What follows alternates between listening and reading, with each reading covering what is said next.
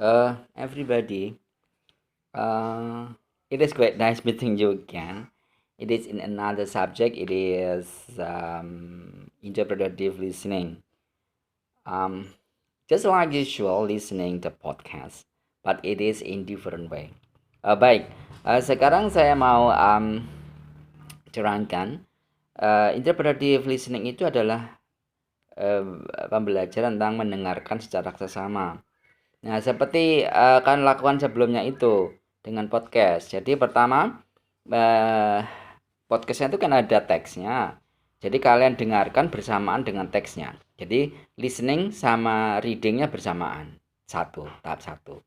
Nah, tahap dua, kalian ulangi lagi dari pertama. Satu kalimat didengarkan, ditirukan. Di pause itu ya. Satu kalimat di pause, ditirukan. Setelah itu lagi di play lagi, satu kalimat di pause, ditirukan sampai habis. Nah, setelah itu namanya repetition ya, pengulangan. Ya, kemudian itu langkah pertama tadi kan mendengarkan apa itu listening sama reading bersamaan. Yang kedua itu tadi repetition, yaitu satu kalimat di pause ditirukan, satu kalimat di pause ditirukan. Nah, menirukannya ya yang persis seperti yang orang itu katakan.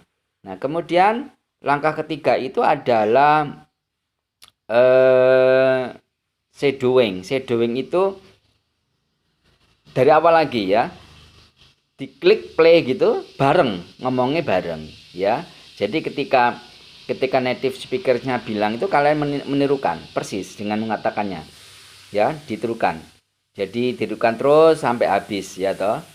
Jadi apa yang dikatakan kalian mengatakan juga bersamaan. Itu namanya shadowing. Ya, shadowing itu bersamaan.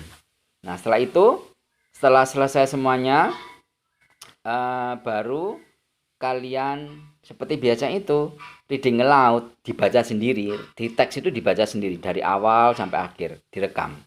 Ya. Nah, setelah direkam everybody, baru kalian lakukan apa yang disebut dengan transcribing. Nah, transcribing itu apa? Suaranya itu dirubah menjadi teks. Nanti akan dibandingkan dengan teks aslinya. Teks aslinya yang dari podcast itu. Nah, situ kalian terjadi kesalahan pengucapan ada berapa. Nah, di situ untuk mengetahui perkembangan pembelajaran pronunciation ya. Nah, pronunciation itu kan dihasilkan dari listening, ya kan? Nah, jadi dari interpretive listening itu menghasilkan suprasegmental. Suprasegmental itu pitch. Jadi nada naik, nada turun ya toh. Tone sama intonation. Tone itu ya nada naik turun itu. Kalau intonation itu nada akhir. Dari satu kalimat itu ada nada akhir, itu namanya intonation. Nah, itu everybody. Nah, jadi kalian rekam.